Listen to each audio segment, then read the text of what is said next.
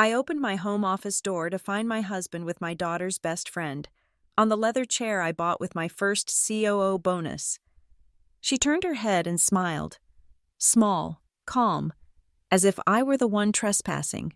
It wasn't him that broke me. It was that smile. I believed it was betrayal. Only later did I realize it was the starting gun. My name is Sloan Whitaker. At 38, I was the Chief Operating Officer of Ardent Meridian Logistics, a title that felt less like a position and more like a state of being. It meant order. It meant foresight.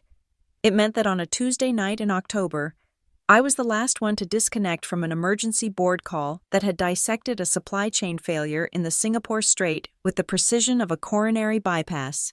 The call ended, and the sudden silence of my house on Cedar Hill was more deafening than the cacophony of 9 stressed executives. Our town, Westvale, North Meridian, was a carefully curated fiction, a financial hub disguised as a bucolic paradise, where federal-style mansions like ours stood on manicured lawns, their stately brick facades hiding fiber-optic cables and the quiet hum of immense, restless capital. Our home was a testament to that fiction, a fortress of tradition and success, with wide plank floors that gleamed under recessed lighting and windows that looked out over a town that never truly slept. I loosened the silk scarf at my neck, the fabric a soft constriction. The call had been a success. I had contained the damage, rerouted the assets, and placated the board. I was good at my job. I fixed things. I walked out of my second-floor study, my footsteps silent on the antique Persian runner that stretched the length of the hallway. The house was still, a perfect diorama of a perfect life. Downstairs, the grandfather clock, a Whitaker family heirloom, began to chime. I paused on the landing to listen, a familiar comfort, but as it struck the quarter hour, a different sound reached me, a low murmur from behind the closed door of my husband's study at the far end of the hall. My hand was on the polished brass knob before I consciously decided to move. The air felt thick, heavy, a strange premonition, cold and sharp, slid between my ribs. I pushed the door open. The clock in the hall struck 8:17 p.m. The sound seemed to hang in the air, a timestamp on the exact moment my world fractured. The room smelled of 2 things that did not belong together on a Tuesday night. Damon's private reserve scotch, the smoky kind he saved for closing deals, and a faint, floral perfume I knew wasn't mine. He was in the leather armchair, the one I'd bought with my first significant bonus after being promoted to COO. It was a stupidly expensive, buttery soft piece of furniture that I'd seen as a throne for the king of my carefully constructed castle. Damon Whitaker, my husband of 15 years, 41 years old, and the director of investor relations for the Northline Ridge Private Equity Fund, was leaning back into the cushions. His white Oxford shirt was unbuttoned halfway down his chest, a stark slash of skin against the dark leather. His tie, a silk Hermes I'd given him for his birthday, was a crumpled line of blue on the floor beside the chair. He wasn't alone.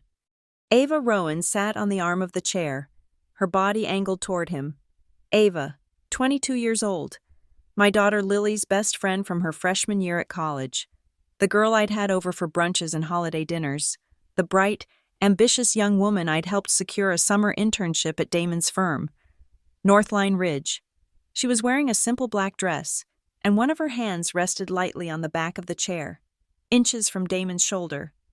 My gaze was a camera lens, taking in every detail with a cold, detached clarity. The half-empty glass of scotch on the mahogany desk, the way Damon's hair was slightly disheveled, as if a hand had recently run through it, and then, the focal point, the source of the room's low, electric hum, his laptop. It was open, its screen casting a pale blue light on their faces. It displayed a spreadsheet, a complex grid of numbers and accounts. I didn't need my reading glasses to see the title in the header of the active column, glowing in the dim light. Side pocket 7. Off books inflow. The words hit me with the force of a physical blow. They were more intimate, more obscene than the scene of domestic betrayal I was witnessing. Off books inflow, it was the language of fraud.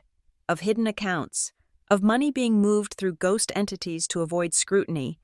It was a declaration of profound, calculated deception that went far beyond the simple, sordid cliché of infidelity. Time seemed to warp, stretching and thinning. Damon's head snapped up. His eyes, usually a warm, confident blue, widened with a flash of pure panic.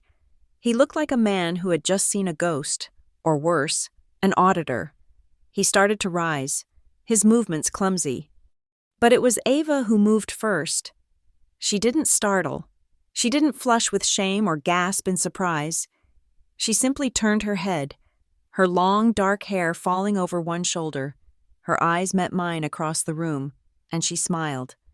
It was the smallest of expressions, a tiny, almost imperceptible lift at the corner of her mouth.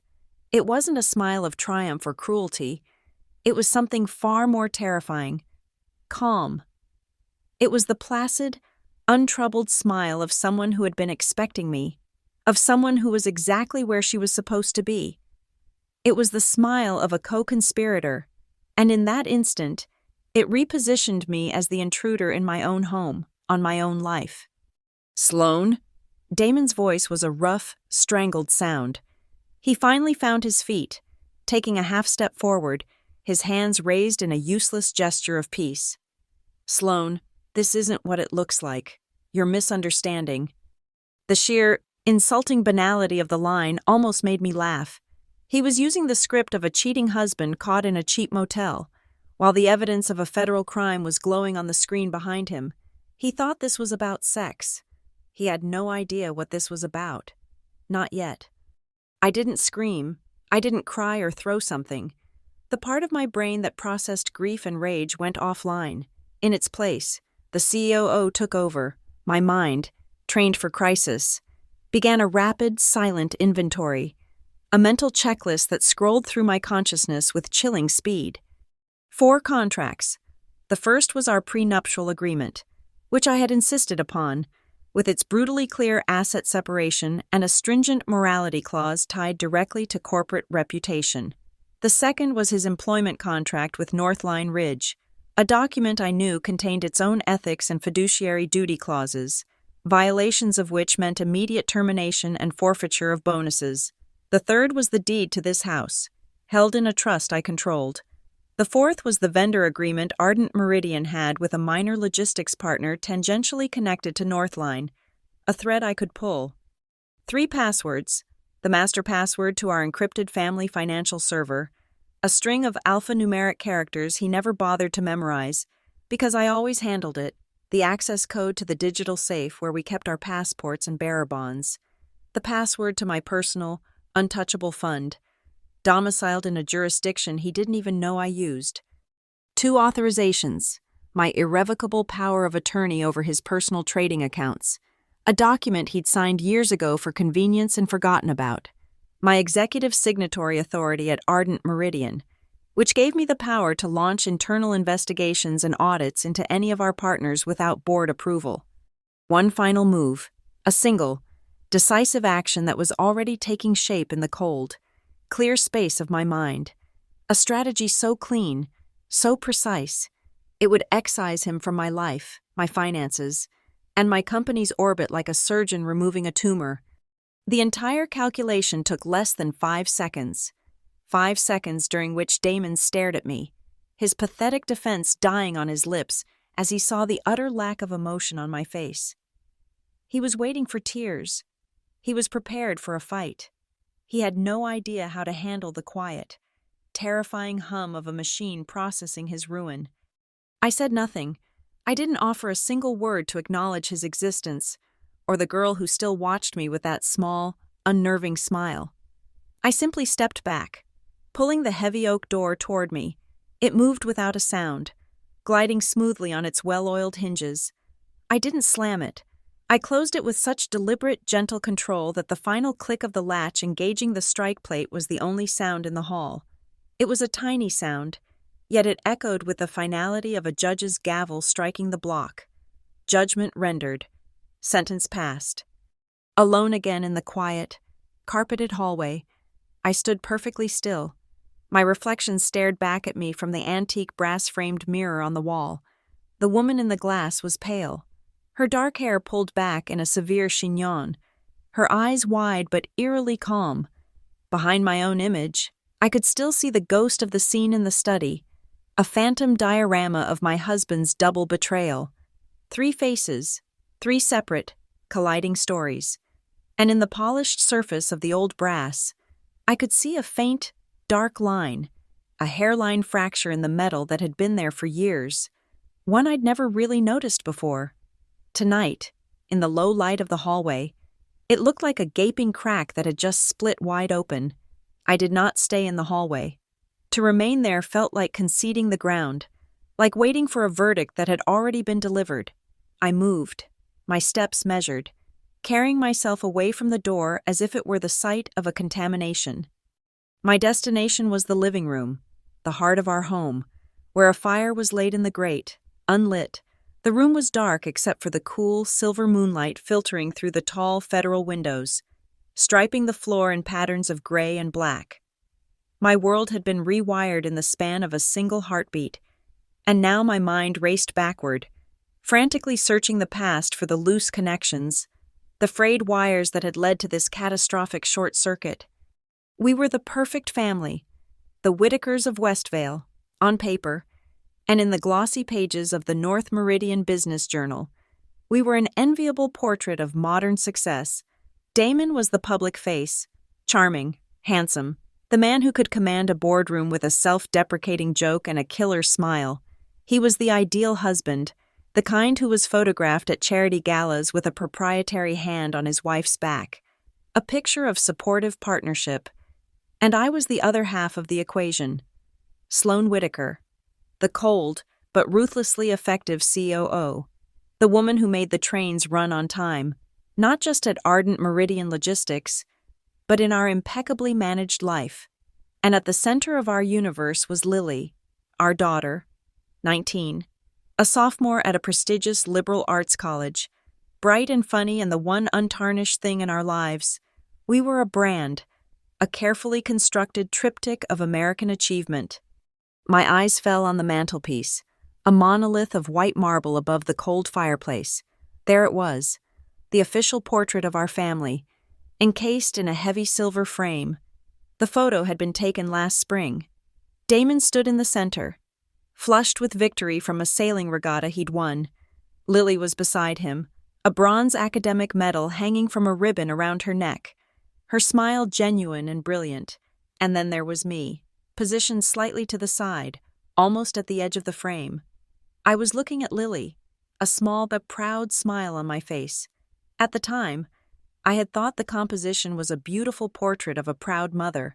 Now, I saw it for what it was, a graphical representation of my place in this family, essential for the structure, but perpetually on the periphery of the main event.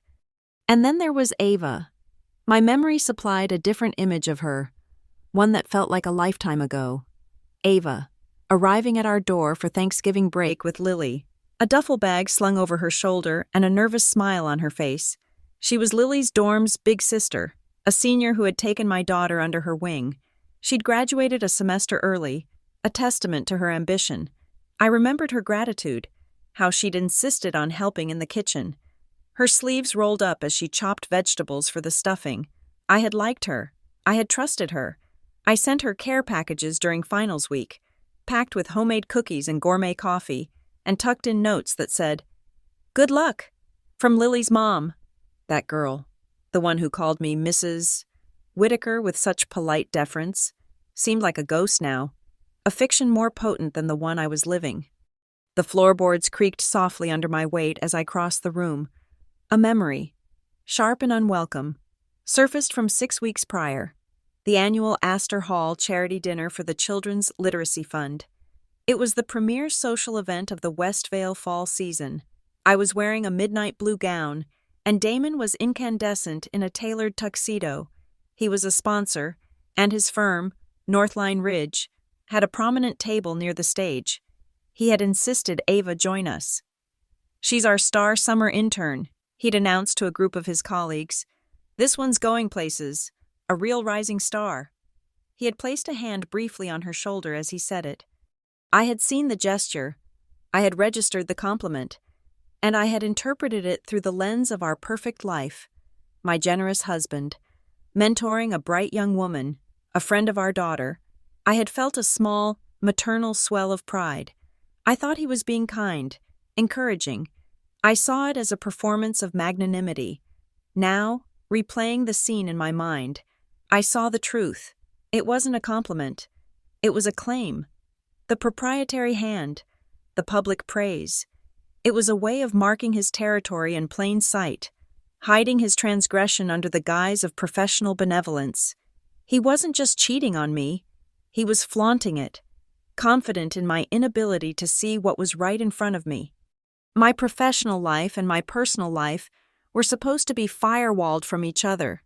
That was the rule, but the cracks had started to show there, too. About 2 months ago, during a quarterly review of Ardent Meridian's vendor accounts, a name had caught my eye. Meridian Insight Partners. It was a new consulting firm we'd apparently contracted for market analysis. The name was the first red flag. It was too close to ours. Amateurs, I'd thought, or arrogant. The invoices were vague, billing for strategic advisory services, and the payments were just under the threshold that would require senior executive sign-off. My sign-off. They were flowing through a loophole. My curiosity, cold and professional, was piqued. I ran a check on the company's registration. It was a shell corporation, with a registered agent in a state known for its lax corporate privacy laws. The payments were being wired to an offline, non-federally insured bank. Every detail screamed concealment. That evening, as we were getting ready for bed, I brought it up with Damon. I kept my tone casual, the COO making a professional inquiry. Damon, do you know a firm called Meridian Insight Partners? They're on our vendor list. The name seems a little derivative. He didn't even look up from his tablet, where he was reading market reports. Never heard of them. His voice was flat. Then he glanced at me, a flicker of something, annoyance, caution, in his eyes. He softened his tone, reaching over and touching my arm. Hey, let's not talk shop. That's your world. He leaned in and gave me a kiss. It was quick, dry, and dismissive, a perfunctory gesture that felt less like affection and more like a transaction, a bill being stamped paid. He had turned back to his screen, but I stood there for a long moment, the chill of his lie settling over me. That was his business. He wanted me to stay out of it. I did not stay out of it. The next morning, I went to my office and drafted a budget proposal. Under the line item, Critical Enterprise System Upgrade, a multi-million-dollar expenditure no one on the board would question. I buried the cost of a full-scale, independent forensic audit of our past year's vendor payments. I signed it myself. It was a move made from a place of deep, gnawing unease, a professional instinct that something was profoundly wrong. I was still telling myself it was about protecting my company, but a colder, quieter part of me knew I was buying an insurance policy on my life. The betrayals kept echoing, overlapping in my memory. A text message from Lily, just last week, a picture of her and Ava, arms around each other, laughing in a campus coffee shop. The caption read, "Mom, Ava's amazing. She's helping me prep for my midterm econ paper. She's the best." My fingers had typed the reply automatically. "That's wonderful. Darling, yes, keep your friends close." The words, so innocuous then, tasted like acid in my mouth now. I had encouraged this. I had nurtured this viper in our nest, believing it was a songbird. I had praised her loyalty to my daughter while she was orchestrating this betrayal with my husband. Our house was built to last. Solid brick, plaster walls, double-pane glass in the windows to keep out the winter cold and the summer heat. It was designed for comfort, for privacy. The walls were thick, insulating us from the noise of the outside world, but I realized now that they had also served another purpose. They had provided soundproofing for secrets. Every closed door, every quiet hallway, every room decorated in tasteful shades of cream and beige was a layer of insulation around a rotten core. We had not built a home. We had constructed the perfect, silent container for our lies. Standing there in the dark, I let the memories wash over me, each one another piece of evidence in an indictment I was building in my mind. For months, I had been collecting these disparate facts: the odd vendor name, the dismissive kiss, the hushed phone calls Damon would take in his study. I had held them in my hand, trying to arrange them into a pattern that made sense, a pattern that did not lead to the conclusion my gut was screaming at me. I tried to believe in the man I married. I tried to believe in the sanctity of our home, in the girl my daughter called her best friend. I tried to believe in us. I held on to that belief with everything I had. Until 8:17 p.m. Until a door opened and revealed the truth, illuminated by the cold, undeniable light of a spreadsheet. The moonlight in the living room was cold and clinical, like the light from an X-ray machine. It stripped the warmth from the mahogany furniture and the rich colors from the tapestries, leaving behind only shapes and shadows. In this sterile light, grief had no place to fester. It was replaced by a crystalline, chilling clarity. My mind, which moments ago had been awash with the bitter taste of memory, now reset itself. It became a boardroom. I was no longer a wife. I was a strategist reviewing a portfolio of assets, identifying leverage points, and preparing for a hostile takeover of my own life. The first document my mind retrieved from its archives was our prenuptial agreement. I remembered the day we signed it. 15 years ago, in a glass-walled office overlooking the city, Damon had been charmingly dismissive, treating it as a romantic inconvenience. A formality. "Sloan," he'd said, smiling as he looped his signature with a flourish. "As if I'd ever leave you." For him, it was about emotion. For me, it had been the foundational contract of our merger. I had drafted the key addendums myself with my own lawyer, a man who specialized in corporate litigation, not family law. Damon's attorney had skimmed them. Damon hadn't read them at all. He had signed, without comment, Article 11, Section B, the morality clause. It was a dense, 3-paragraph section that explicitly linked personal conduct to the preservation of our joint and several public reputations, particularly as they pertain to our respective corporate entities. It stipulated that any action by one party, including but not limited to financial malfeasance or infidelity, that brought disrepute upon the other would constitute a material breach. In the event of such a breach, the division of assets would default to a predetermined, punitive schedule heavily favoring the non-breaching party. He had signed a document stating that his character was a financial asset, and he had just defaulted on the loan. It was the first clause everyone signed and no one read. From my personal arsenal, my mind moved to my professional one, Ardent Meridian Logistics, my company, my fortress. 2 years ago, I had personally overseen a complete rewrite of our corporate code of ethics.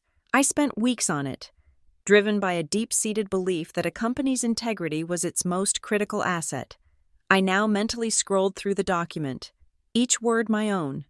My eyes settled on the section governing vendor relations and conflicts of interest. Section 24.3. All vendors, contractors, and partners are required to disclose any and all personal or financial relationships with senior executive staff of Ardent Meridian Logistics or their immediate family members. A failure to disclose constituted grounds for immediate contract termination and a clawback of all fees paid. Meridian Insight Partners. The name was a taunt. He had used the name of my company, the one I had built into a titan of industry, as the brand for his secret slush fund. The arrogance was breathtaking. He had assumed I would never look. He had assumed that the coincidence would serve as camouflage. But he didn't know that my initial check had flagged the offshore beneficiary account, a small though private bank in a jurisdiction with no extradition treaty and no corporate transparency. He thought the name was a clever disguise. I saw it as a signed confession. My planning had begun before I even knew what I was planning for. An ounce of prevention, my father used to say, is worth a pound of cure. 3 months ago, I had been reviewing a portfolio of supply chain contracts. One of them, a minor logistics deal, was with a subsidiary of a holding company in which Lila Ridge, Damon's fund, was a majority stakeholder. It was a routine contract, insignificant in the grand scheme of things, but on a whim, driven by that same low hum of unease, I had inserted a new subclause into the standardized template before renewal. It was couched in innocuous legal jargon about regulatory compliance. The key phrase was buried in the middle. This agreement is subject to periodic, independent, and unannounced compliance audits, effective immediately upon execution. The other party's legal team hadn't even blinked. Why would they? It was a standard clause, just one I had made non-negotiable and immediately actionable. I had, without his knowledge, given myself the legal authority to audit a company tied to his. I had built a back door into his kingdom. I remembered a dinner party at our house over the summer. Damon, holding a glass of wine, had been explaining the world of private equity to a guest. "What we do is magic," he'd said, his voice smooth and confident. "We find undervalued assets, restructure them, and unlock their hidden potential. We make capital do miraculous things." I had stood beside him, smiling, the perfect corporate wife, but I knew his language. I knew that in his world, restructuring was a euphemism for firing people. Unlocking potential meant loading a healthy company with debt to pay yourself a dividend, and magic meant finding ways to move money through shadow entities and offshore accounts, making it disappear from the view of regulators and auditors. He wasn't a magician, he was a shell game artist. The weak point in any scheme is the human element. My mind turned back to Ava. I pulled up the file in my memory. Her internship application for Lila Ridge.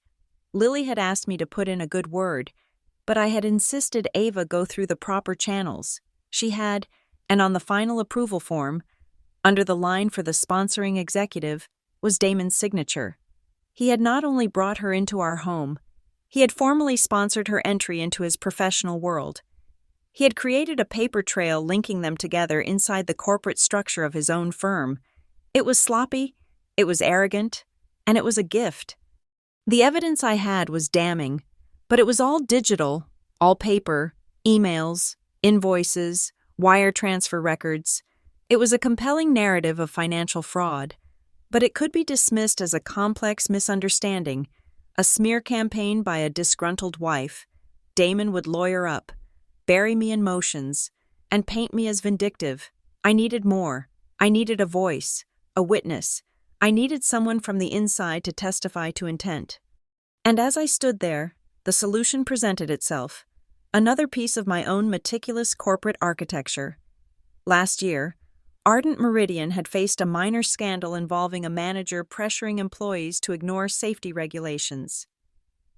In the aftermath, I had instituted one of the most aggressive whistleblower protection policies in the industry. It went far beyond the legal requirements. It guaranteed absolute anonymity, provided independent legal counsel, and protected the whistleblower from any form of retaliation, with severe penalties for any manager who attempted it. I had written it to protect the most vulnerable employees in my company. I now realized it was the most powerful weapon in my arsenal. It was a shield, and a shield can be offered. I moved from the living room to my personal study, not the one I shared with Damon, but my own secure space on the ground floor. I didn't turn on the lights. My fingers found my work phone, a specially encrypted device, on the charging port. The screen glowed to life, a stark rectangle of light in the darkness. I bypassed the facial recognition, entering a 16-digit passcode. I navigated to a proprietary messaging application, one I had commissioned for our internal audit division. It was designed for anonymous tips, routing all messages through a series of servers in different countries before deleting the original metadata. It was a digital ghost. I created a new user profile, a temporary one. The system asked for a handle. My fingers hovered over the keyboard. I typed, Maris D. It was meaningless to anyone else, a random collection of letters. To me, it was a piece of private code, a name pulled from a forgotten corner of my own history. I composed a new message. My recipient was Ava Rowan's corporate email address at Lila Ridge. I knew she would still have access for another week before her internship officially concluded. The message had to be perfect, not a threat, not an accusation, not an emotional plea. It had to be a cold, professional invitation, an escape hatch. It had to sound like it came from a neutral third party. A corporate security officer, perhaps. My thumbs moved quickly and precisely across the glass. Your name has appeared in a preliminary internal compliance review. We believe you may have been placed in a compromised position. A secure, anonymous channel has been opened for you. If there is something that needs to be said, say it to Maris. I will be watching. I read the message twice. It was perfect. It offered a lifeline without admitting what I knew. It spoke the language of corporate risk, not personal betrayal. It gave her the power and the protection to make a choice. I hit send.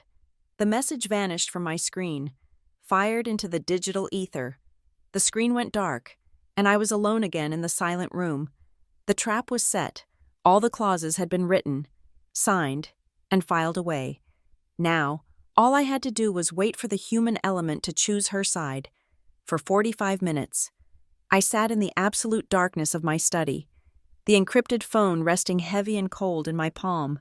Time had reverted to its elemental state, measured not in minutes but in the slow, rhythmic beat of my own heart.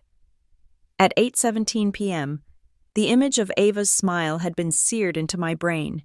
It was a picture of defiance, of collusion, a small, serene confirmation that she and my husband shared a world from which I was excluded. It was the casual cruelty of the victor. Every tick of the grandfather clock in the hall seemed to amplify the insult, the sound grinding against my raw nerves. I had extended a lifeline into the dark, but I was fully prepared for it to be ignored, or worse, for Damon himself to reply, mocking my attempt. Then, at 9:02 p.m., the phone vibrated, a single, sharp buzz against my skin. The screen lit up with an unadorned notification from the secure messaging app. New message from Channel 7. My thumb slid across the screen. The message was 3 words. Maris, this is Ava. A current, cold and electric, shot through me. This was it. I took a slow, deliberate breath. My fingers poised over the keyboard. My persona, Maris D., had to be impeccable, impersonal, authoritative, safe. I am listening. Report. The reply came almost instantly, a torrent of text that filled the screen. She typed like she was running out of time, the words tumbling over each other. She explained that Damon had approached her a month into her internship. He had called it a mentorship opportunity, a special project for a high-potential intern. He told her he was launching a private consulting venture, but needed to keep his name off the initial paperwork to avoid the appearance of a conflict of interest with Northline Ridge. He'd asked her to be his project partner, the initial signatory. In exchange, he had promised a personal recommendation that would guarantee her a coveted analyst position at Goldman Sachs. It was the dream of every ambitious 22-year-old in finance. As I read, a part of me, the cold CEO, analyzed the mechanics of his deceit. He had preyed on her ambition, using the currency of his power in her dreams. It was a classic, grubby abuse of power. My reply was blunt. Did you receive compensation? A monthly consulting stipend, she wrote. He said it was standard, but the amounts started getting bigger, and the wire transfers he had me authorize weren't for market research. They were coded as media consulting or promotional services, paid out from Meridian Insight Partners. That's when I got scared. I knew something was wrong. What did you do? I typed. I started protecting myself. I downloaded a recording app to my phone. I have our last 4 phone calls. He's explicit. He talks about keeping the inflow off Northline's main ledger. And I made hard copies. Every time he had me sign a transfer authorization, I made a photocopy at the campus library later that night. I have a folder hidden in my dorm room. A sliver of something that felt like respect cut through my rage. She wasn't just a victim. She was smart. She had created evidence, but one question still burned. Why were you in my house tonight? Why did you smile at me? There was a long pause. The 3 blinking dots of the typing indicator appeared and disappeared several times. I could picture her on the other end, chewing on her lip, deciding how much to say. Finally, the message came through. That smile. It wasn't for him. It was for you. Maris, your message tonight wasn't the first one I received. I froze. That was impossible. Clarify. About a week ago, she wrote, all the Northline interns got an automated email from an anonymous HR portal. It was a wellness check, asking if we felt safe and respected in our roles. I thought about ignoring it, but I was desperate. I replied, no, I didn't think anyone would even read it. Then, yesterday, your message as Maris arrived. I thought they were connected. I thought you were HR or a compliance officer, that you had seen my no and were starting a formal investigation. I thought you were my way out. The memory surfaced, hazy at first, then sharp. I had pushed for that wellness check system myself after reading an article about intern exploitation in the financial industry. It was a small, corporate-approved measure I had championed. It had never occurred to me that it would intersect with my own life so violently. Tonight, Ava continued, Damon told me he was closing the project down and that I needed to sign the final transfer of ownership of the shell company to one of his holding companies. He said we should celebrate a successful venture. He insisted I come over for a drink. I was terrified to say no. When you opened the door, I thought, it's her. It's Maris. She's here. I know it sounds insane, but I had to let you know I was on your side, that I was ready. The smile was a signal. It meant, let's begin. The foundation of my fury cracked.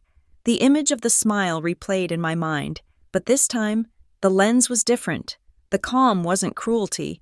It was resolve. The placidness wasn't arrogance. It was a desperate, silent plea for an alliance. The knife I thought she had twisted was, in fact, a key she was trying to pass to me. The betrayal I had felt was a starting gun, just as I had thought. But I was not the only one at the starting line. My fingers flew across the keyboard, my mind racing to catch up with this new reality. I minimized the chat window and ran another search on Meridian Insight Partners. This time, I pulled the original incorporation documents. The initial registrant was listed as Rowan & Koenig LLC. I maximized the window. The company was registered using your name. He told me it was a legal formality, she typed, her distress evident even in the text. He said using a partner's name for the initial filing was common practice. I didn't know what it really meant until he put the company transfer documents in front of me tonight. That's when I saw the money. The total amount that had flowed through it. I felt sick.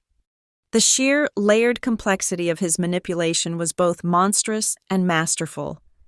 He had made her a party to her own entrapment. There was only one path forward. The alliance had to be sealed. The risk had to be named. Are you willing to make a formal statement? To testify? The pause was longer this time. The cost of this was not abstract for her. My life will be ruined. And Lily, God, Lily, she's my best friend. If she knows I was a part of this, even just as a pawn, she'll hate me forever. The pain in her words was genuine. For a fleeting second, I felt the pull of it, the messy human collateral damage, but I suppressed it. Emotion was a luxury we could not afford. We were in a war now, and wars require hard choices. We choose the truth, I typed. There was no comfort in the words, only a stark declaration of principle. It was the only promise I could make. I will protect you. Okay, she finally replied. Okay. The dynamic had shifted. We were no longer wife and mistress, victim and perpetrator. We were two women in a foxhole, and our enemy was the same man.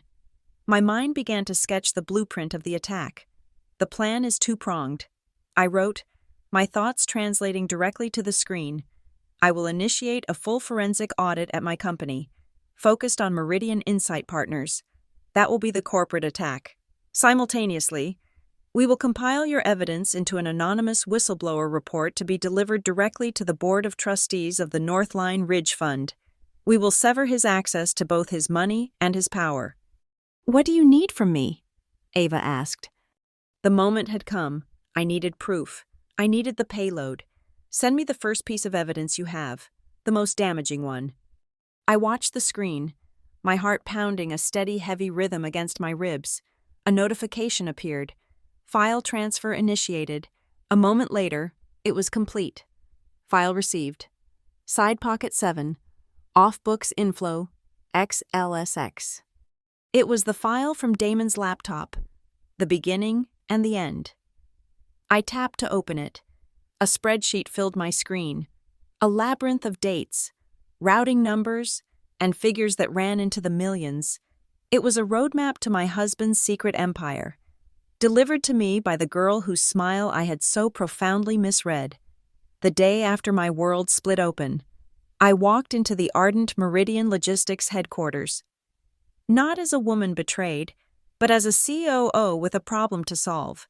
The problem was a rot, a potential liability, and I intended to excise it with surgical precision. My face was a mask of professional neutrality. No one could see the tectonic shift that had occurred behind my eyes. My first meeting was with the head of our internal audit division, a man named Peterson, whom I had hired for his bloodhound-like tenacity. "Peterson," I began, sliding a file across my expansive glass desk. "I'm greenlighting the budget for that ERP system upgrade you proposed." He looked surprised. "That's ahead of schedule. Sloan?" "The board is concerned about data integrity in our vendor payment systems," I said, the lie smooth and practiced.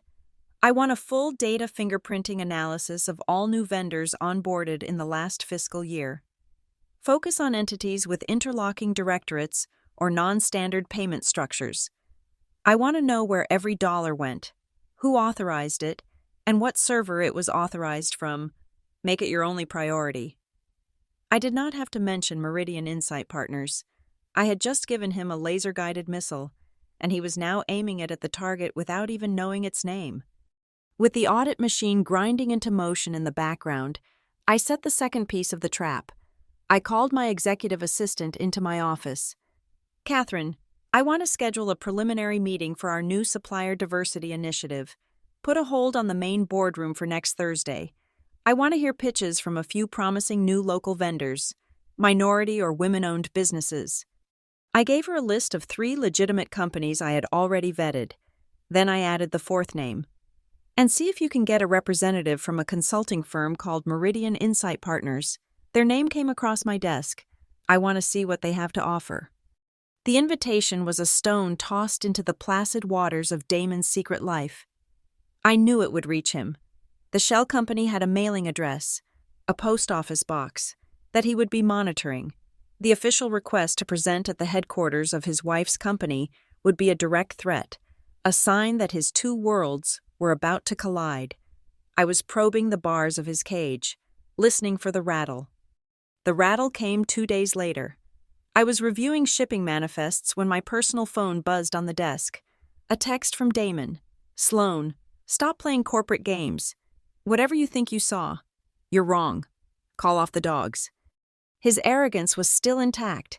He thought this was a domestic dispute, that I was using my corporate power for petty revenge. He still didn't understand that he was no longer dealing with his wife.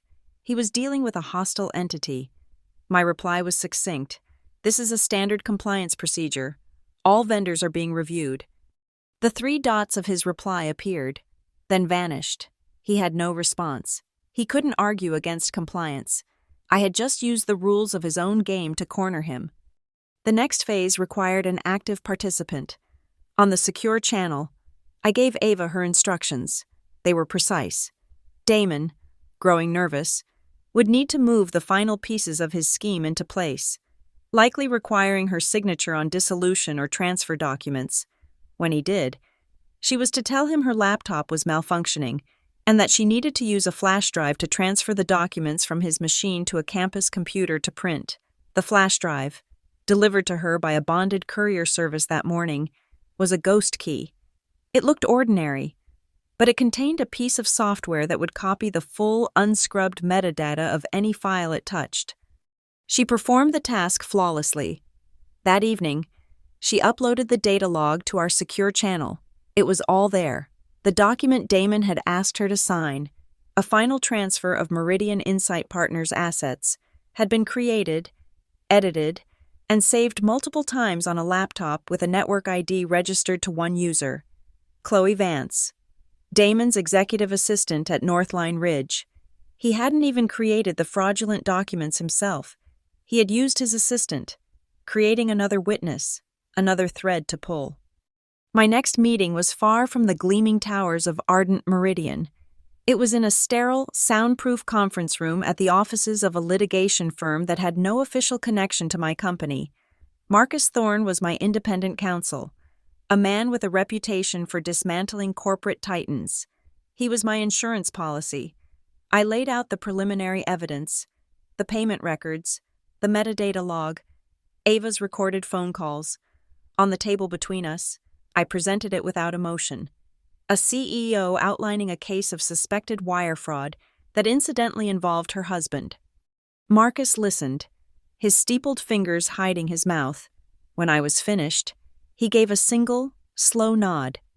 "The pattern is clear," he said, his voice a low gravel. He used the intern as a cutout, and his wife's company name as a shield. "The hubris is remarkable." He slid a document across the table. "This is a draft for an ex parte motion, a request for a temporary restraining order and a preservation of evidence directive. When you're ready to move, this will allow us to freeze every account and impound every server before he has time to delete a single file." The legal machinery was now armed and ready to fire. That night, I couldn't sleep. I went to my home office and stood before the large whiteboard on the wall. I uncapped a black marker. In the center, I wrote Damon, then MIP, then Ardent. I began to draw lines, connecting the entities. I added Ava's name and Chloe's. I drew arrows indicating the flow of money from my company to his shell corporation. I listed dates of wire transfers, account numbers from the spreadsheet, IP addresses from the server logs. Soon, the board was a chaotic web, a visual representation of his crimes. I gave the operation a name, writing it at the top of the board, Project Asterion, in the myth. Asterion was the Minotaur, a hybrid monster hidden at the center of a labyrinth of its own making. I was not building a labyrinth to hide him. I was building one from which he could never escape. My most critical asset, my whistleblower, was still exposed. I could not leave Ava inside Northline Ridge, a lamb in a wolf's den. My solution was a piece of elegant corporate jujitsu. The next morning, I invoked a little-known clause in our HR policy for a cross-firm intern exchange, designed to foster inter-industry talent. I created a new, temporary internship position at Ardent Meridian within the Strategic Sourcing Department. Then, I had my legal team draft a formal agreement with Northline Ridge's HR department to acquire the remainder of Ava Rowan's internship contract, citing her exceptional performance and a unique fit for an urgent project. It was a completely legal, fully documented transfer. Damon would not be able to block it without revealing his personal interest in her and raising red flags. Within 48 hours, Ava Rowan was no longer an intern at Northline Ridge. She was an employee of Ardent Meridian Logistics, sitting in a cubicle 2 floors below my office, fully under the protection of my company and its whistleblower policy. I had moved my queen to safety. The pieces were now falling into place with astonishing speed. The forensic audit team delivered its preliminary report. They had followed the digital trail.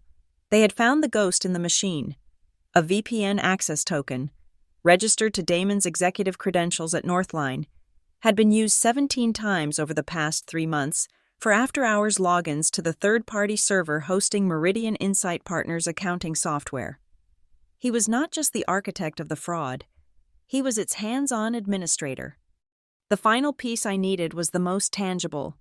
I needed to connect his physical hand to the crime. I went to the file room where I kept our old household financial records.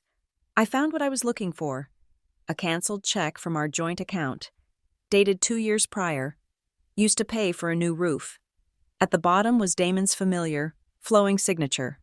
I brought the check to my office, scanned it at the highest possible resolution, and imported the image into a design software suite. Then I imported a scan of one of the MIP payment authorizations Ava had given me. I isolated the two signatures and overlaid them. The lines matched perfectly. The unique pressure on the downstroke of the D, the slight upward tilt of the N. It was a perfect, undeniable match. It was his hand. It was his crime. I leaned back in my chair. The evidence arrayed before me on my desk and on my screen. The audit report, the server logs, the metadata from the contract, the side-by-side signature comparison, the sworn statement Ava was now drafting with a lawyer I was paying for. Each document was a separate thread, but woven together, they formed an unbreakable rope. The trap was no longer a plan on a whiteboard. It was a finished functional mechanism. It was so perfectly constructed, so seamlessly assembled from the raw materials of his own arrogance and deceit, that I knew he would never see it. He would walk into that boardroom next Thursday, expecting to intimidate his hysterical wife, and would instead find himself placing a perfectly fitted noose around his own neck. The annual Clean Oceans Fund Gala was the crown jewel of the Westvale social calendar, a night where the architects of global finance pretended to care about phytoplankton. It was held in the grand ballroom of the Glassvale Hotel, a cavern of crystal and gilded plaster where money was laundered through charitable donations and absolved by champagne. Waiters in white jackets moved like ghosts through the throng, their silver trays laden with flutes of bubbling gold. The air hummed with the sound of 1,000 discreet negotiations disguised as pleasantries. It was a perfect stage for a public execution. I arrived alone. I had bypassed the red carpet, entering through a side door. My attire was a declaration of war. Instead of a gown, I wore a custom-tailored black jumpsuit. Its lines were severe, architectural, crafted from a matte silk that seemed to absorb the light around it. With my hair pulled back in a tight, clinical knot, I looked less like a gala attendee and more like a scientist entering a clean room to deal with a contagion. Damon was already there, holding court near the main bar. He was a vision of masculine confidence in a classic tuxedo, his smile as polished as his patent leather shoes. He was in his element, the master of this universe, shaking hands and clapping backs, utterly oblivious to the fact that his orbit was decaying. He saw me and his smile tightened almost imperceptibly. He crossed the room and performed the ritual of the perfect husband, a dry kiss on the cheek that was purely for the benefit of the society photographers. "You look severe, Sloane," he murmured, his voice a low warning under the cover of the string quartet. "I told you to drop it." "I'm just here to support a good cause," I replied, my voice as cool and smooth as the marble floors. I met his gaze. "Aren't you?" I disengaged before he could answer, moving to my designated table. It was sponsored by Ardent Meridian, a prime piece of real estate near the stage. As I sat, my phone vibrated in my clutch. A new message on the secure channel from Ava. She was where I had placed her, backstage, wearing a technician's pass, a ghost in the gala's machine. The message contained an audio file.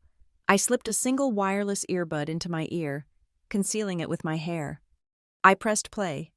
It was a recording of a phone call Damon had made to her that afternoon, his voice tight with panic. "The meeting was a feint. Ava, she's planning something else. I need you to wipe everything. The off-site server, the cloud backup, every trace. Burn it. Do you understand me? Burn it all." It was the final, crucial piece. A direct order to destroy evidence. Clear consciousness of guilt. I saved the file to a secure server and deleted the message. The lights dimmed. The MC, a local news anchor with a blinding white smile, took the stage. After 10 minutes of saccharine platitudes, he introduced the evening's keynote speaker, a man whose commitment to transparency and community is second to none. Please welcome Mr. Damon Whitaker. Applause, polite but firm, rippled through the ballroom. Damon walked to the podium, radiating practiced sincerity. He placed his hands on either side, looked out at the sea of wealthy faces, and began to speak. "Transparency," he said, his voice resonating with false humility. "In our world, it's a word we use a lot. But what does it truly mean? It means trust. It means that when you invest your capital, your faith, you know that it is being handled with integrity. It means that every transaction is clean, every number is true. I watched him, my expression a perfect blank. He was magnificent in his hypocrisy. A master performer, he spoke for 10 minutes, weaving a beautiful narrative of ethical capitalism, all while the evidence of his grand larceny rested on a server 1,000 miles away, ready to be deployed by a girl he thought he controlled. He concluded to another round of applause and returned to his seat at the head table, basking in the glow of his own lies. The MC returned. And now, the moment we've all been waiting for. It is my distinct honor to announce this year's platinum sponsor, a new and incredibly generous contributor to the Clean Oceans Fund. Ladies and gentlemen, please join me in thanking Meridian Insight Partners. The room applauded again. The name meant nothing to them. It was just another corporate entity, another line on the program. On the massive twin LED screens flanking the stage, a logo appeared, a generic, blue and green swoosh that looked like it had been designed in 5 minutes. This was my cue. My hand was already in my clutch, my fingers wrapped around a small, black remote, no bigger than a car key. It was a presentation switcher, a device my head of IT had personally synced to a secondary, high-priority input on the ballroom's AV system. He had assured me that when I pressed the button, his override command would be absolute. I pressed the button. For a single, silent second, nothing happened. Then, the blue and green logo on the screens flickered. It distorted, dissolved into a spray of pixels, and vanished. It was replaced by a new image, one I had designed myself. It was a flowchart, rendered in stark white lines against a black background, as clean and brutal as a legal document. It was a map of his crime. At the very top, in a bold, clear font, was the official logo of the Northline Ridge Fund. From it, a thick white arrow pointed down to the generic logo of Meridian Insight Partners. Below that, a second arrow pointed to a simple box containing the words DW Advisors, LLC, Offshore, Non-Disclosure Act 74B391A. To the left, a final arrow stabbed inwards from the official logo of my company, Ardent Meridian Logistics, pointing directly at Meridian Insight Partners. The caption beneath it read, Unauthorized Vendor Payments. A collective gasp sucked the air from the room. The polite murmur of the gala died instantly, replaced by a tense, electric silence. Then came the whispers, a wave of sound spreading from table to table. The flashes of cameras began to pop, no longer aimed at the stage, but at Damon. I watched him. He was frozen at his table, halfway to his feet. The warm, confident mask had shattered, his face a canvas of pure, uncomprehending horror. His mouth was slightly open, his skin ashen under the stage lights. He looked from the screen to the crowd, and then, finally, his eyes found mine across the room. In that moment, he knew. He finally understood he was not fighting with his wife. He was fighting for his life against an opponent who had seen his every move and prepared for it. I did not smile. I did not move. I simply held his gaze, my hand resting calmly on the arm of my chair. My eyes broke from his for only a moment, scanning the crowd until I found the man I was looking for, Arthur Vance, the lead independent trustee on the Northline Ridge Board. He was an old guard financier, a man whose reputation for integrity was absolute. He was the man to whom my anonymous whistleblower package had been delivered by courier 6 hours earlier. Our eyes met. He gave me a single, almost imperceptible nod. It was the signal. The board had the evidence. They would act. The surreal strains of the string quartet began to play again, a pre-programmed interlude that was now the soundtrack to a public immolation. It was time for the final act. I pushed my chair back and rose to my feet. The room was still in a state of suspended shock, and my movement drew every eye. My voice, when I spoke, was not loud, but it cut through the chaos with absolute clarity. My apologies for the interruption, I said, my gaze sweeping across the stunned faces of Westvale's elite before finally settling back on Damon. There appears to be a discrepancy in the evening's accounts. Perhaps we should conduct the audit right here, right now. The morning after the gala, the sky over Westvale was a sheet of iron gray. The city looked muted, hung over. At precisely 9:00 a.m., the emergency joint session began. It was held in the main boardroom on the 28th floor of the Ardent Meridian Tower. The room was my design, a minimalist space of floor-to-ceiling glass, brushed steel, and a single, massive black granite table. It was a place with no corners, no shadows, nowhere to hide. From this height, the cars on the streets below looked like insignificant insects. The attendees were arranged as if for a formal surrender.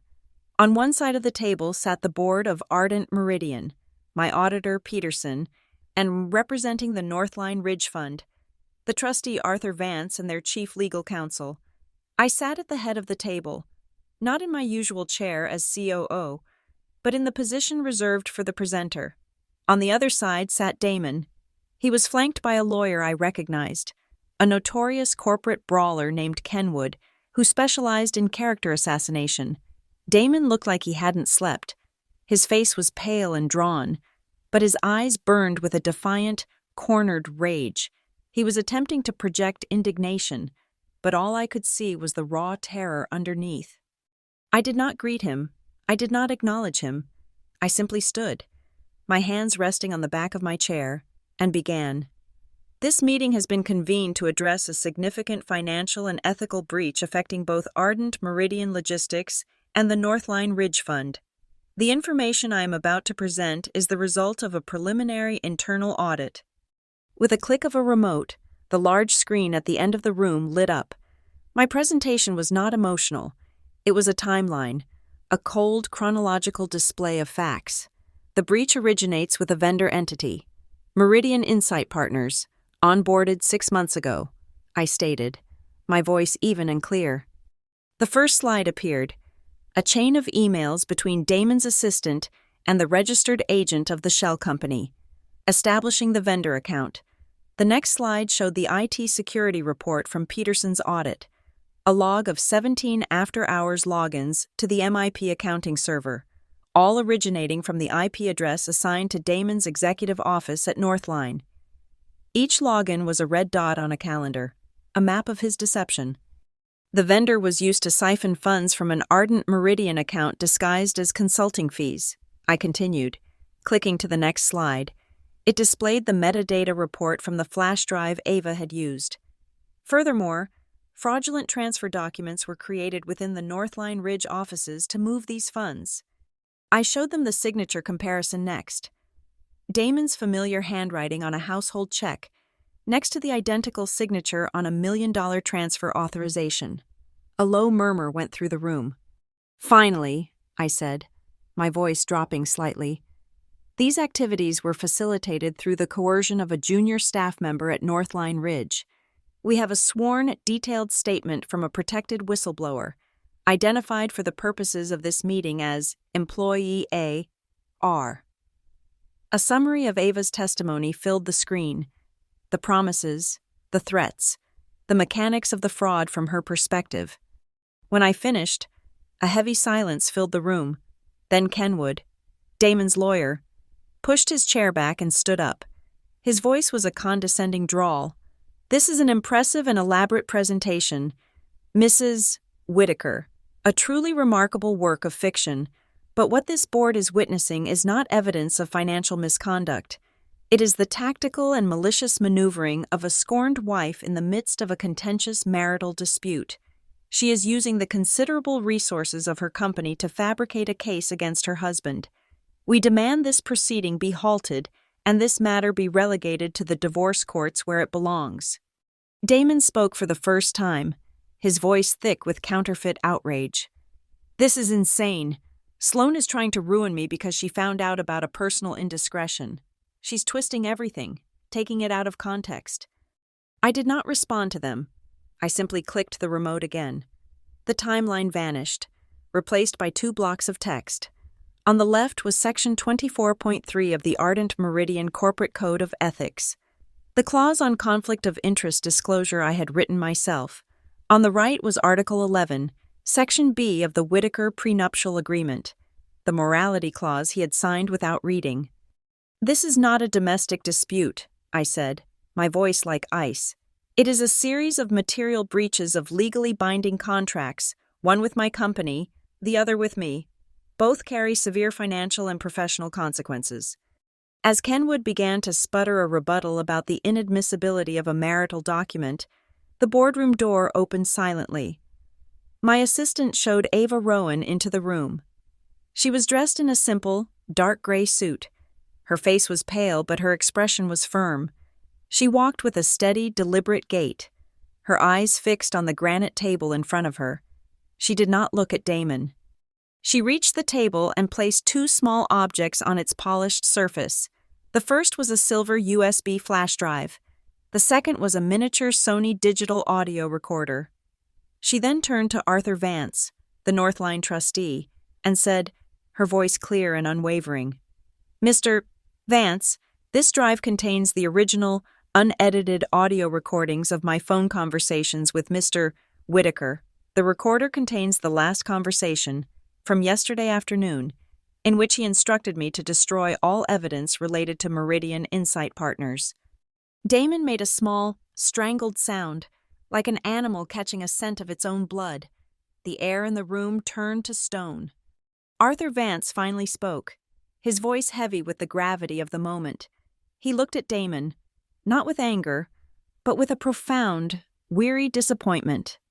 "Kenwood, your client has the right to due process, but based on the corroborated evidence presented here this morning, the Northline Ridge Fund has sufficient cause to believe a significant fraud has been perpetrated against it and its partners. We have a fiduciary duty to act. I am therefore recommending to this joint session that we move to an immediate vote." He didn't need to call a vote. The board members of both companies around the table simply said the word, one after the other. Aye, aye, aye, a cascade of quiet, final verdicts. A corporate lawyer from Ardent began to read from a prepared resolution. "Be it resolved that Damon Whittaker is hereby suspended, effective immediately, from all advisory, fiduciary, and executive roles connected to any entity in which Ardent Meridian or Northline Ridge hold an interest. Be it further resolved that all contracts with and payments to the entity known as Meridian Insight Partners are to be frozen and placed under formal investigation." During the reading, I did not look at Damon. My eyes were on the large, minimalist clock on the far wall. The long, slender, minute hand swept upwards, ticking past the 17-minute mark. 8:17. It had been less than 36 hours since I had opened that door. A lifetime ago. As the meeting broke up and people began to gather their things in grim silence, Damon leaned across the table toward me. His lawyer was already on the phone, but Damon's world had shrunk to the space between us. His voice was a low, venomous whisper. "Sloan, you're going to destroy us. Our family. Everything." I finally met his gaze. The defiance was gone, replaced by a terrifying, hollow emptiness. "I'm not destroying anything, Damon," I replied, my voice just as quiet. "I'm saving what's still clean." Before he could answer, the boardroom doors opened again. Two people, a man and a woman in dark, conservative suits, stepped inside. They held up their identification. "Sloan Whittaker? Damon Whittaker? We are from the Financial Crimes Enforcement Network. We have an order for the immediate preservation of all electronic and physical data related to your persons, your companies, and the entity known as Meridian Insight Partners." The corporate execution was over. The state had arrived to collect the body. The war was won in the boardroom, but the peace had to be negotiated at home. That evening, the house on Cedar Hill was a mausoleum. The silence was absolute, a heavy blanket over every room. Damon was gone, staying with his lawyer, I presumed. The investigators had come and gone, taking with them his computers and boxes of files. I was in my study. The door closed, staring at a single sheet of paper, the official notice of Damon's suspension. It felt strangely anticlimactic, a dry legal summary of a hurricane. The silence was shattered by the slam of the front door, followed by footsteps pounding up the stairs. My door flew open, hitting the stopper with a violent crack. Lily stood in the doorway, her face pale and ravaged by tears, her chest heaving. She had driven 4 hours straight from her college campus, breaking every speed limit, I was sure. Her eyes, usually so full of light, were dark with fury and betrayal. "What did you do?" she choked out, her voice raw. It wasn't a question, it was an accusation. "The news is everywhere. Dad's career is over. They're saying there's going to be an investigation, and Ava won't answer my calls. What did you do to her, Mom?" It was telling that her first concern was for her friend. I stood up, my own exhaustion a physical weight on my bones. I had spent the day as a CEO, a prosecutor, a strategist. Now, I had to be a mother, and I had no idea how. I decided on the only tool I had left, the unvarnished, brutal truth. "I chose the truth, Lily," I said, my voice quiet but firm. "I chose to expose a crime that was hurting my company and could have sent innocent people to jail. I chose the truth, even knowing it would tear our family picture to pieces." "Our family picture?" she cried, a broken, hysterical laugh escaping her lips. "You shredded it. You burned it down. For what? For your company? Because Dad made a mistake?" "This was not a mistake, Lily. It was a calculated, multi-million-dollar fraud. He used people. He used our name. He used your friend." The mention of Ava sent a fresh wave of tears down her face. "No, you used her. She called me, Mom, an hour ago. She finally picked up. She was sobbing. She told me everything. She said she was so sorry." Lily's breath hitched, and she looked at me with an agony that nearly brought me to my knees. "She said to tell you, the smile in the study that night, it was for you. She knew you'd be angry, but she was hoping you'd understand. It was the only way she could tell you she was on your side, that she was trapped, and she needed help." The air left my lungs. I had processed this information before, on a sterile, encrypted channel. I had understood it intellectually, as a piece of tactical intelligence that reframed the conflict, but hearing it now, through my daughter's tears, relayed as a desperate message of solidarity from one terrified young woman to another, the weight of it was entirely different. That small, chilling smile I had seen as a dagger of betrayal was, in fact, a shield she had been trying to pass to me through the flames. It was a lifeline. I had been so focused on the enemy in front of me that I had misread the gesture of my only ally. I had to physically grip the edge of my desk to keep myself steady.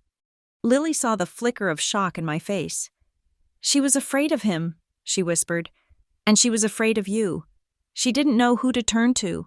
She wiped her eyes with the back of her hand, a childish gesture that broke my heart. "I need to see her. Mom, I need to talk to her in person." My strategic mind, my instinct for control, wanted to manage the situation, to delay. But I looked at my daughter's face, at the precipice she was standing on, and I knew that more secrets, more maneuvering, would be unforgivable. This infection had started in the shadows.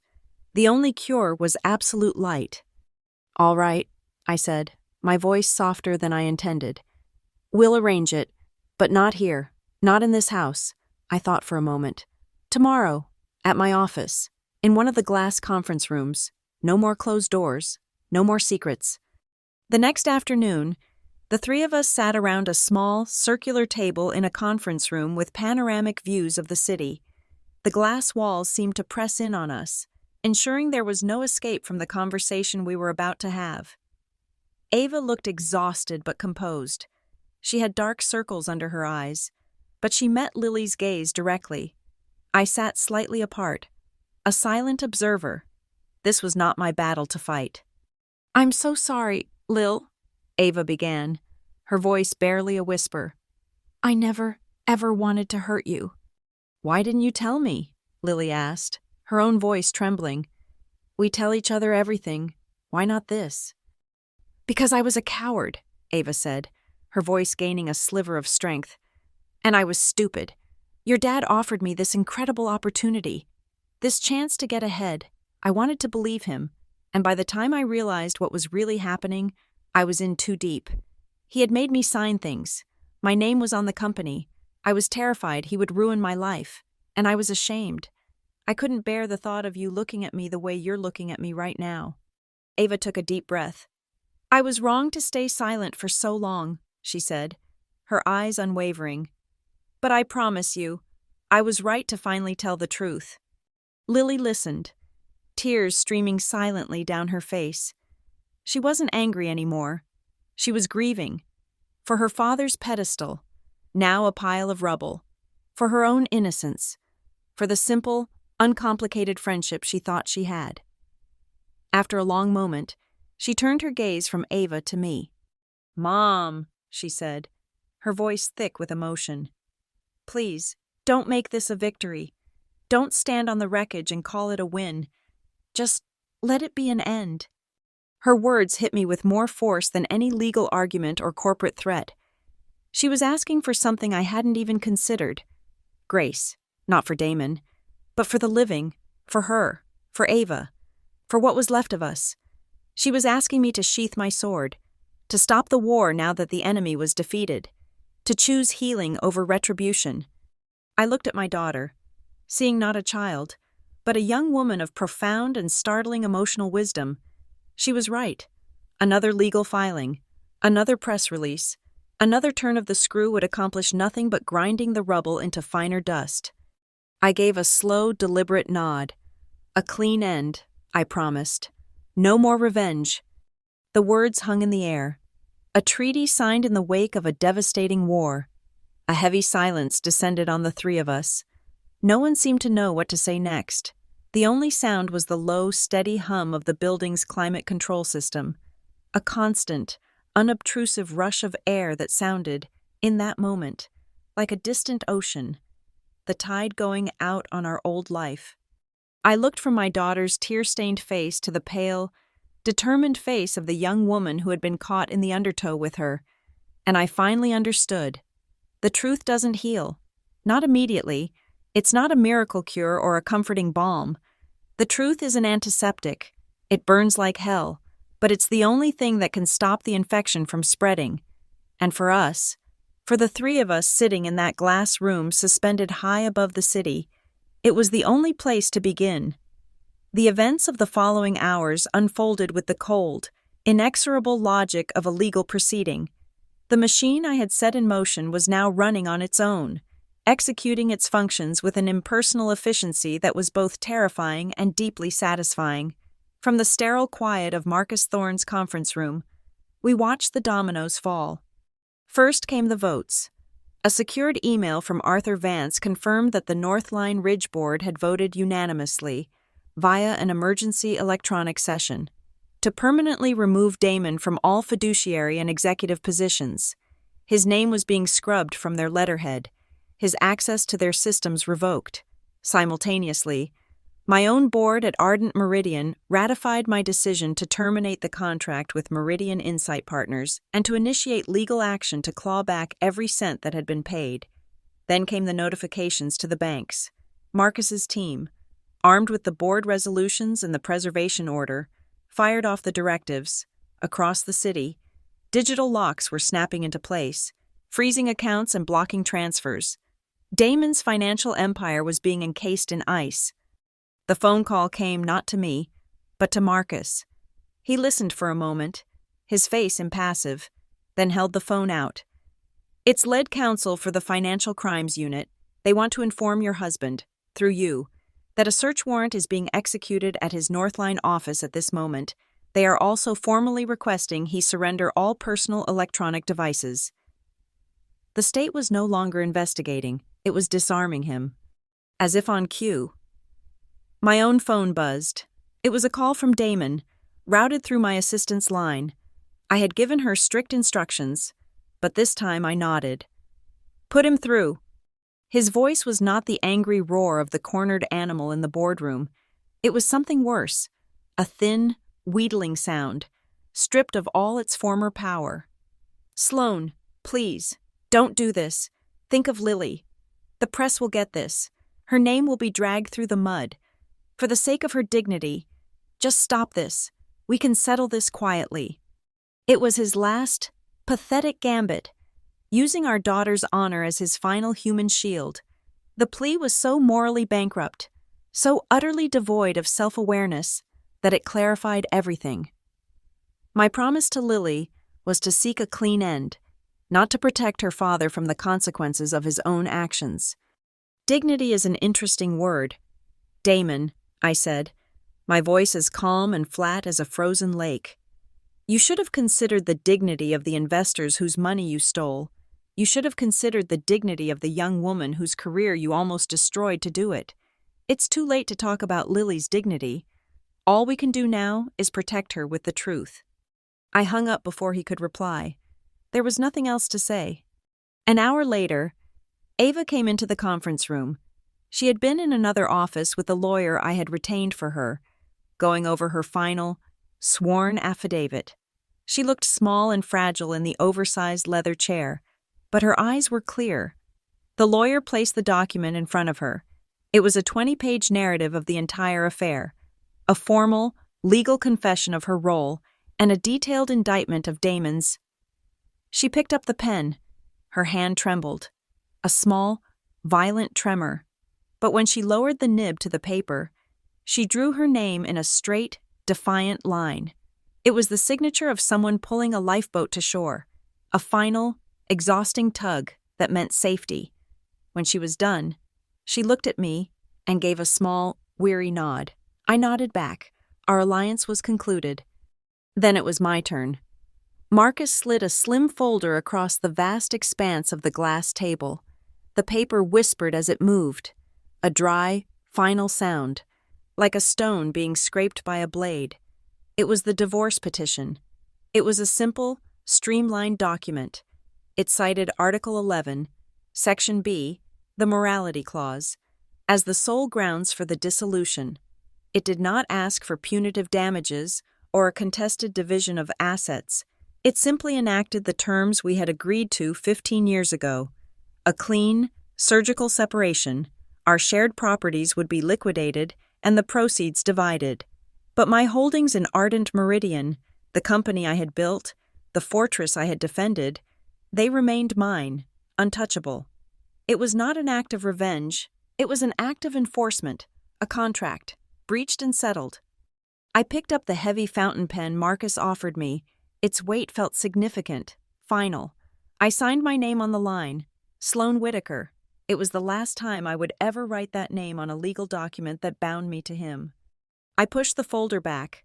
Marcus's associate, a young woman with ruthlessly efficient movements, took it and placed it in a briefcase, which she then locked with a decisive click. It was done. I stood up and walked to the window, 30 floors below. Midtown Westvale was blazing with the indifferent lights of 1,000 offices. The city was a living organism of commerce and ambition, and it did not pause for a single broken home. For one disgraced executive, a life could be dismantled, a family could be shattered, and the ticker tape would not miss a beat. We were insignificant. The thought was strangely comforting. Marcus's phone buzzed with a text. He glanced at it. "They're with him now," he said quietly. The investigators met him at his lawyer's office. They've invited him to accompany them downtown for a formal interview. He wasn't being arrested, not yet. There were no flashing lights, no handcuffs, no public humiliation. It was a quiet, professional escort. The violent drama would come later, in the courts. But as he was led out into the evening, I knew that somewhere in the city, a siren would be warming up, preparing to wail its song for him. I looked at the digital clock on the conference room wall. Its red numerals glowed in the dimming light. The numbers flipped. 8:17 p.m. The exact moment. Days had passed. An eternity had passed. But time had looped back on itself, bringing me to this clean, quiet conclusion at the precise anniversary of the wound. My last thought was not of Damon, or of the money, or of the company. It was of Ava. I pictured her face as she signed her name, and I thought of her smile in the study, a smile I had mistaken for the cruelty of a victor. I saw it clearly now for what it was. It was the exhausted, terrified, and defiant smile of a survivor. And in the end, I suppose, so was mine. The elevator descended in a silent, controlled drop, a metal box falling through the spine of the building. When the doors slid open, they revealed the stark, brutalist landscape of the underground parking garage. The air was cool and smelled of concrete dust and cold exhaust. The only sound was the low, electric hum of the fluorescent lights overhead, casting a sterile, bluish-white glow that bleached all color from the world. Each footstep I took echoed in the cavernous space, a solitary rhythm in the aftermath. My phone vibrated in my hand, a sharp, jarring buzz against my palm. I glanced at the screen. It was an automated email from the Ardent Meridian Board's secretary. The subject line was clinical. Confirmation of Resolution 7B. I opened it. The body of the message was brief. Just a formal notification that the resolution to sever all ties with Damon Whitaker and his associated entities had been officially recorded in the corporate minutes. It was the last piece of paper in a war that had been fought entirely with documents, clauses, and digital trails. I didn't feel triumph, just a profound and hollow quiet. The final nail had been hammered into the coffin. A soft touch on my arm made me look up. Lily was standing beside me, her car parked in a nearby spot. She had been waiting for me, a silent sentinel. She didn't say anything. She just reached out and took my hand, her fingers lacing through mine. Her hand was warm, a small point of life in the cold, dead air of the garage. It was an anchor. "Let's go home, Mom," she said, her voice soft but steady. I nodded, unable to speak. I fumbled in my clutch for my keys. They made a dry, tinny little sound as I pulled them out, the only sound that felt truly mine in this whole ordeal. As we reached my car, my phone vibrated one last time. It was not a corporate email. It was a message on the regular, unencrypted network. From Ava. My thumb hovered over the notification before opening it. The message was short. "Thank you for believing in me before I even believed in myself." I stood there for a long moment, the blue light of the garage reflecting off the screen. I thought of her terror, her courage, the impossible position she had been in. I thought of the signal I had almost missed, the truth I had almost been blinded to by my own pain.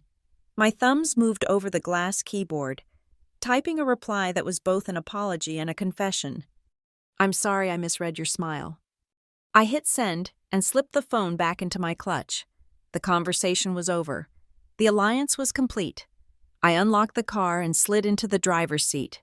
For a moment, I just sat there, my hands on the steering wheel, and looked at my own reflection in the dark windshield. The woman staring back at me was a stranger. Her face was pale. Her eyes were wide and dark, etched with an exhaustion that went bone deep. She looked like a bomb disposal expert who had just successfully cut the last wire with 1 second left on the clock. A woman who had just finished dismantling a complex explosive device that had been placed in the very heart of her own home. There was no swelling orchestral score. There was no round of applause. There was only this, the clean, profound, and absolute silence of a crisis that was finally, truly, over. I turned the key. The engine caught with a low, powerful hum, the sound of a machine ready to move forward. The car's infotainment system came to life, and the radio began to play, already tuned to a 24-hour financial news station. A man's confident, booming voice was in the middle of a report. "Major shakeup at Northline Ridge today, as the board moved to oust a senior executive amidst rumors of a significant fraud investigation." My hand moved without a conscious thought. My fingers finding the power button, I pressed it. The voice vanished, cut off mid-sentence. The silence rushed back in to fill the space. I put the car in drive. It rolled forward, its headlights cutting a path through the gloom. Ahead, the heavy steel gate of the garage began to rise with a low groan. Beyond it, the ramp leading up to the street was a tunnel of pure, blinding white light from the setting sun. It was a harsh, unforgiving glare. a world scrubbed clean of shadows. I took a steadying breath and steered the car towards the light. As the front wheels hit the incline, I said a single word out loud to the empty car, a final entry in the logbook of this ordeal. Over. Thank you so much for listening to this story. I'd love to know where you're tuning in from. So please drop a comment below and let's connect and share our thoughts. If you enjoyed this journey, please consider subscribing to the channel and giving this video a like. And to help this story be heard by more people, you can give it an extra boost of support by hitting the hype button. Your support means the world.